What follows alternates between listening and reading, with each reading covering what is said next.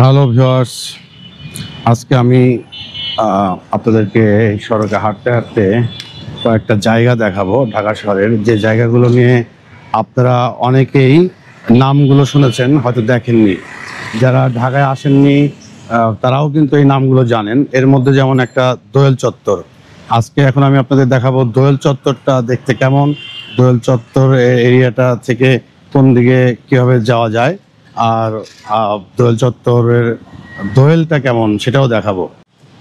এই হচ্ছে দোয়েল চত্বর এরিয়া। এই দোয়েল চত্বর। যারা ঢাকায় আসছেন অথচ দেখেননি, এমনও আছে যে ঢাকায় ঘুরে গেছেন কিন্তু দোয়েল চত্বর দেখেননি, তাদেরকে আমি এখন দোয়েল চত্বরটি ঘুরে দেখাচ্ছি। আর দোয়েল চত্বর গাছ দিয়ে এদিক দিয়ে ঢেকে গেছে, দোয়েল দেখা খুব কঠিন হয়ে গেছে। তো আজকে আমি চেষ্টা করছি যে আপনার ঢাকা শহরের এইসব অঞ্চলে কয়েকটা স্পট আপনাদেরকে দেখাবো। আমি এখন দোয়েল চত্বর দেখাচ্ছি আপনাদেরকে, একদম এই এখানে খালি আছে জায়গাটা, এই দোয়েল চত্বর।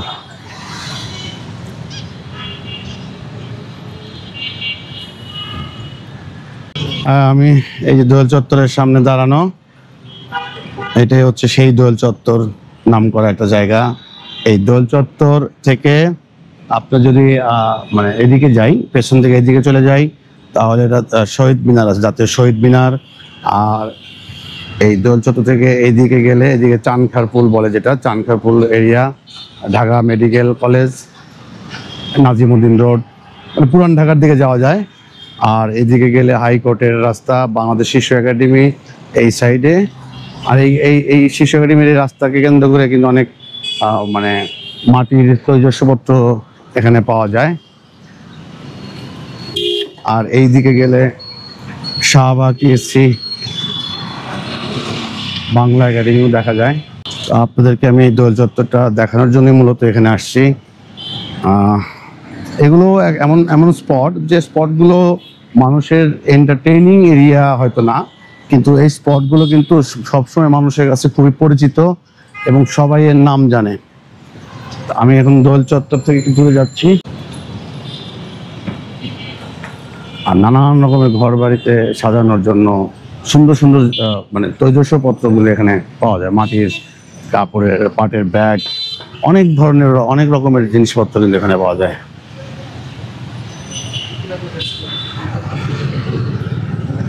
এই হচ্ছে, আমি এখন দোয়েল চত্বর থেকে তাহলে বিদায় নিচ্ছি। আপনাদেরকে এক নজরে দোয়েল চত্বর দেখে দিলাম, এরপরে আমরা দেখি আরো দু একটা স্পটে যাব, সেখানে স্পটগুলো আপনাদেরকে দেখাবো। এক নজরে ঢাকার কয়েকটা স্পট, যে স্পটগুলোতে মূলত মানুষ ঘুরতে আসে না, কিন্তু স্পটগুলো সম্পর্কে মানুষের ধারণা আছে, আপনারা নাম শুনেছেন কিন্তু দেখেননি, আজকে সেটাই আমি দেখানোর চেষ্টা করছি। আমি দোয়েল চত্বর থেকে এদিকে গুলিস্তান দিকে চলে আসছি। আপনাদের একটা জিনিস দেখাবো, আমরা সবসময় জিরো পয়েন্টের নাম শুনে আসছি। আমরা সবাই হয়তো জিরো পয়েন্টের নাম জানি, কিন্তু কখনো জিরো পয়েন্ট আসলে ভাবে দেখা হয়নি, অনেকে জানেনও না জিরো পয়েন্টটা কি। এইটা হচ্ছে গুলিস্তান এরিয়ার একটা জায়গা, এখানে জিরো পয়েন্টের এই যে চত্বরটা, জিরো পয়েন্ট হচ্ছে এই জায়গা থেকেই মূলত বাংলাদেশের যে বিভিন্ন ডিস্ট্রিক্টের আমরা পরিমাপ করি যে কত কিলোমিটার মানে দূরে, এই জায়গাকে সেন্টার করেই কিন্তু পুরো বাংলাদেশের মাপটা করা হয়েছে। মানে এখান থেকে ধরেন যেমন এখানে আছে হচ্ছে, এখান থেকে ময়মনসিংহ 121 কিলো, তারপর রংপুর 340 কিলো, বগুড়া 228 কিলো, মানে এইরকম আছে। মানে সব ডিস্ট্রিক্টগুলোর দূরত্বটা এই জায়গাকে কেন্দ্র করেই কিন্তু হয়েছে। এটা গুলিস্তান এরিয়ার মানে একটা গুরুত্বপূর্ণ জায়গা। এদিকে হচ্ছে বাংলাদেশ সচিবালয়, সব কিছু মিলেই এটা জিরো পয়েন্ট। আমি এখন জিরো পয়েন্টে দাঁড়িয়ে আছি। পীর ইয়ামিনী মার্কেট, অনেক নাম করা একটা মার্কেট, এটা গুলিস্তানের এই দিকে চলে গেছে। আর আমি এখন এই যে জিরো পয়েন্ট, বাংলাদেশের যে জিপিও, সেন্ট্রালি যে মূল মানে হেড অফিস জিপিওটি, এটা আমার পোস্ট অফিস আর কি।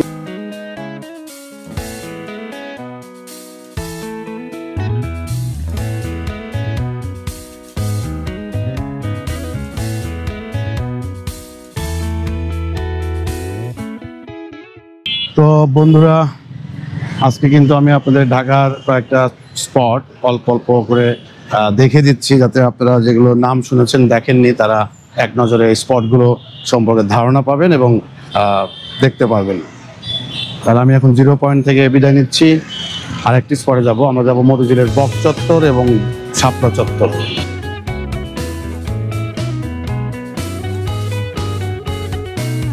হ্যালো ভিউয়ার্স, আমি এখন মতিঝিল বাণিজ্যিক এলাকায় ঢুকে পড়েছি, আর এখানে আমি চলে আসছি বক্স চত্বর বলে এই জায়গাটা পরিচিত। এখানে অনেকগুলো বক দেখা যাচ্ছে, যারা আসছেন তারা তো দেখেছেন, না যারা আসেননি তারা দেখেন।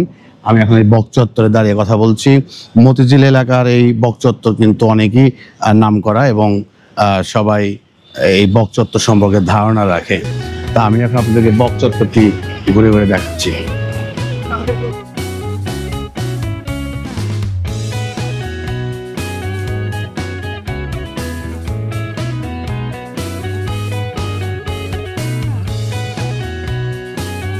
আসলে অন্যরকম সুন্দর লাগে দেখতে। হাঁটতে হাঁটতে আপনাদের সাথে কথাও বলছি।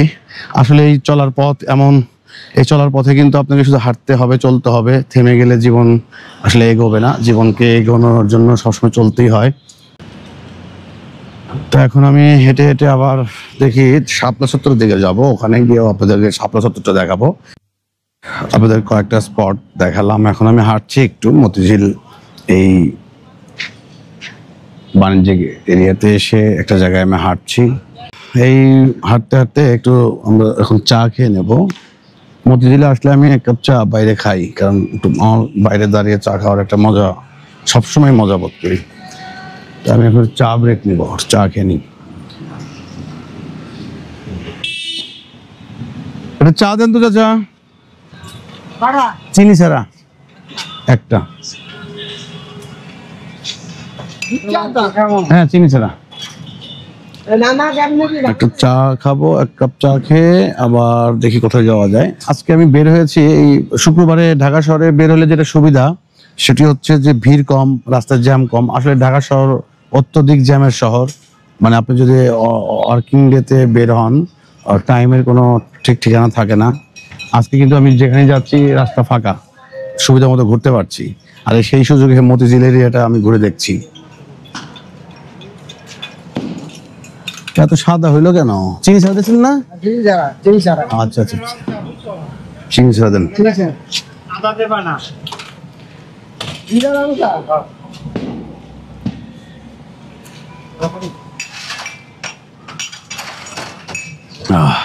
রাস্তায় দাঁড়িয়ে চা খাওয়ার কিন্তু মজাটা অন্যরকম। সবসময় যে খুব ভালো লাগবে তা না, কিন্তু সবসময় মুখের টেস্টটাই বড় কথা না, মনের টেস্টটা অনেক বড় ব্যাপার। তো ওকে, পরবর্তীতে অন্য কোনো স্পটে আবার দেখা হচ্ছে। বিখ্যাত শাপলা।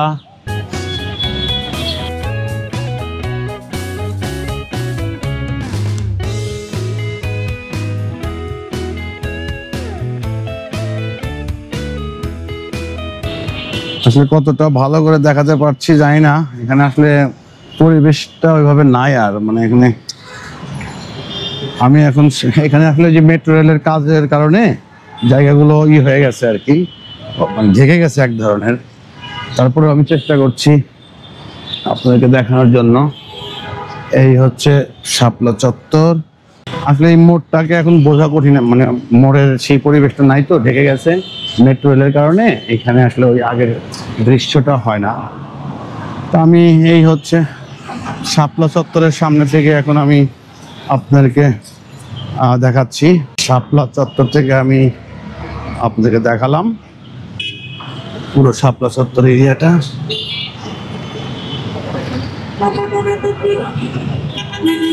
তো বন্ধুরা, হাঁটতে হাঁটতে সেই শুক্রবারের দিন আমি ভেবে দেখলাম যে আপনাদের সাথে একটু সময় কাটাই। আর ঢাকার যে মতিঝিল এরিয়ার কিছু অংশ, মানে আমি পুরোপুরি যে একেবারে ডকুমেন্টারি টাইপ কোনো কিছু না, এটা জাস্ট এক নজরে আপনাদেরকে দেখানোর জন্য।